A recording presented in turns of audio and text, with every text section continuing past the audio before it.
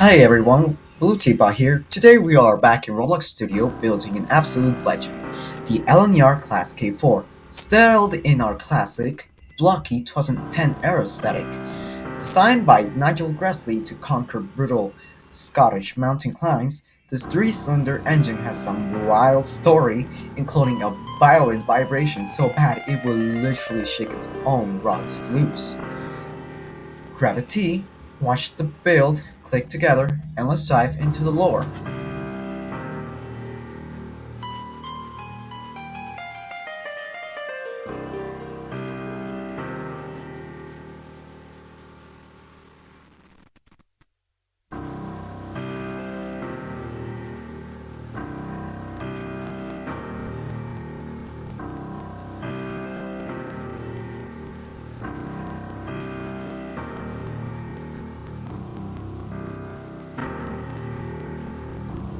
The West Highland Line from Glasgow to Melike was one of the most physically restrictive routes in Great Britain. It had a highly restrictive route availability, weight limit strictly rated as RA4. This meant heavy, powerful, express engines like the Gresley V2s or Pacifics were completely banned because of their heavy axle loads will literally crack the rails and compromise the fragile steel and stone viaducts, including the famous Glenfinnan viaduct. The route wasn't just fragile, it was incredibly steep. It featured relentless climbs including the legendary Glenfinnan and County March summits, which brutal gradients of 1 in 53 and 1 in 60 before the K4s. The LNER had to use older, weaker locomotives that constantly required double heading, using two steam engines for a single train, which was incredibly expensive and wasteful. Sir Nigel Gresley had to design an engine that was incredibly light on its feet, but packed the punching power of a heavy freight locomotive. He built a hybrid machine. He took the massive, high-powered three-cylinder setup of a heavy Class K3, paired it with the lighter boiler of a Class K2, and fitted the wide, free steaming firebox of a B-17, in quote, Sandringham. Express passenger's engine, the result was a compact 260 Mogul that could squeeze through tight mountain clearances while generating massive traction. The prototype locomotive, number 3441 Loch Long, was built in 1937 with a boiler pressure of 180 psi. During initial mountain trials, the engine proved to be sluggish, struggling to keep time with heavy 300-ton passenger trains on the steep banks. Gresley immediately ordered the boiler pressure to be cranked up to a whopping 200 psi. This 11% of power increase completely transformed the locomotive, allowing a single K4 to conquer the mountains, completely unassisted. Because the K4s had relatively small 5-foot 2-inch driving wheels designed for low-speed mountain climbing, they were highly unsuited for flat, high-speed running. On the straight stretches of track leading into Glasgow, drivers would push them up to 60 miles per hour. This caused the engine to vibrate and bounce violently. The K4s used Gresley's famous conjugated valve gear, where the movement of the middle cylinders was controlled by a system of levers connected to the two outer cylinders.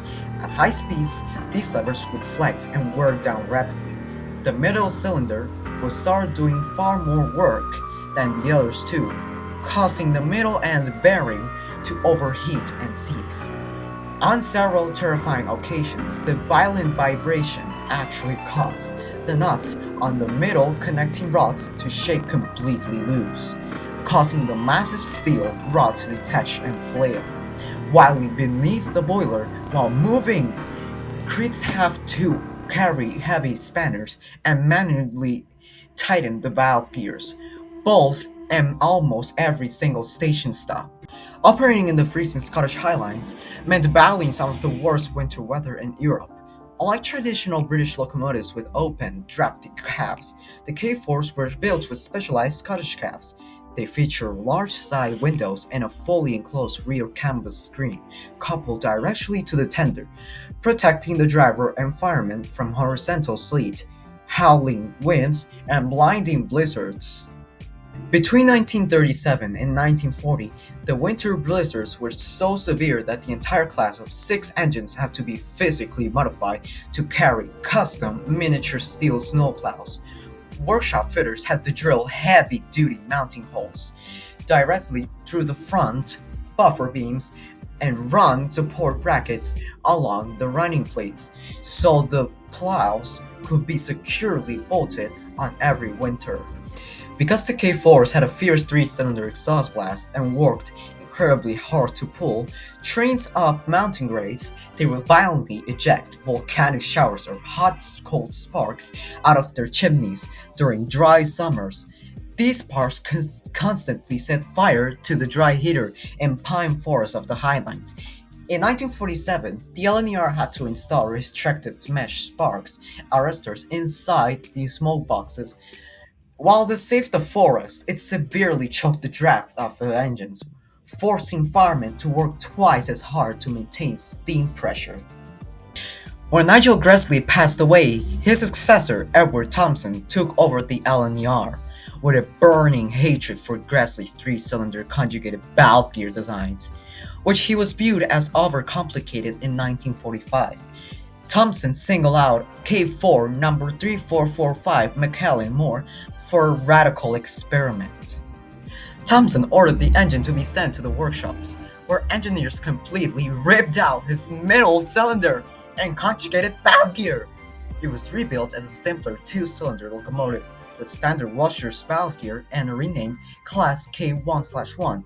While the rebuild was highly successful and served as the direct prototype for 70 brand new Class K1 locomotives, Gresley loyalists viewed the destruction of the K4 as a bitter, politically motivated attack on Gresley's engineering legacy. Because they were built for a highly specific route, only 6 K4s were ever constructed, reflecting their Scottish heritage. They were given proud historical names, which I will now name. Number 3441/61993 La Colombe, number 3442/C1994 the Great Marquise, number 3443/61995 Cameron of Lochiel, number 3444/61996 Lord of the Isles, number 3445/61997 McLean Moore, number 3446/61998 MacLeod of Macleo. By 1961, the modern diesel revolution was sweeping across British railways, and 5 of these K4s were quickly withdrawn and sent to the scrapyards. The very last survivor, number 61994, the Great Marquise, was scheduled to be cut up for scrap metal. At the 11th hour, a passionate railway preservationist named John Lindsay stepped in and purchased the locomotive directly from British Railways. He had the engine beautifully restored to its historical LNER apple green livery. For decades afterwards, the Great Marquise became a legend of the preservation era, successfully returning to the main line to hold heavy steam excursions over the exact same grueling mountain tracks of the West Highland Line it was able to conquer back in the 1937. While the enclosed Scottish craft was praised for keeping out the freezing rain and driving state of the Highlands, it became a terrifying track during summers runs on the May-like extension. The route featured numerous incredible tight, unlined rock tunnels blasted straight out of the Scottish granite. Because these tunnels were narrow and had no ventilation shafts, a K4 working hard out of a steep grade would completely fill the tunnel with a choking mixture of sulfurous coal smoke, steam, and hot ash. The enclosed craft, designed to keep the weather out, was equally efficient at keeping the toxic smoke in. Firemen and drivers had to crouch down on the cab floor, holding wet clothes over their mouths and noses, trusting the locomotive to guide itself through the pitch-black darkness, while the locomotive roared right next to them. The famous Glasgow Eastfield Depot 65A. To the Eastfield men, the K4s were not just the tools, they were the pride of the depot. Eastfield cleaners crews took immense pride in keeping the engines immaculate, even during the grime-covered years of the World War II. When most British locomotives were painted in plain, unlined black and left filthy, the Eastfield's K4s were frequently seen with polished brassworks and clean boiler jackets. This created a bitter rivalry with the other depots.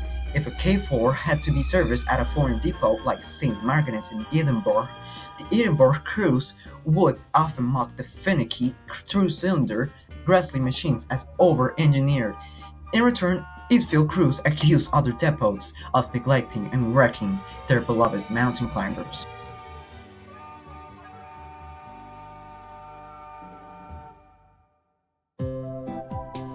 Alright, thank you guys so much for watching the video, and for me, the model turned out really nice.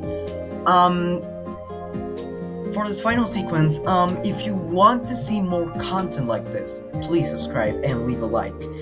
If you want to see, more, if you want to participate in games, if you want to participate in events, but yeah, that's really it for the video for today. Again, thanks for watching, and I'll see y'all in the next video. Bye!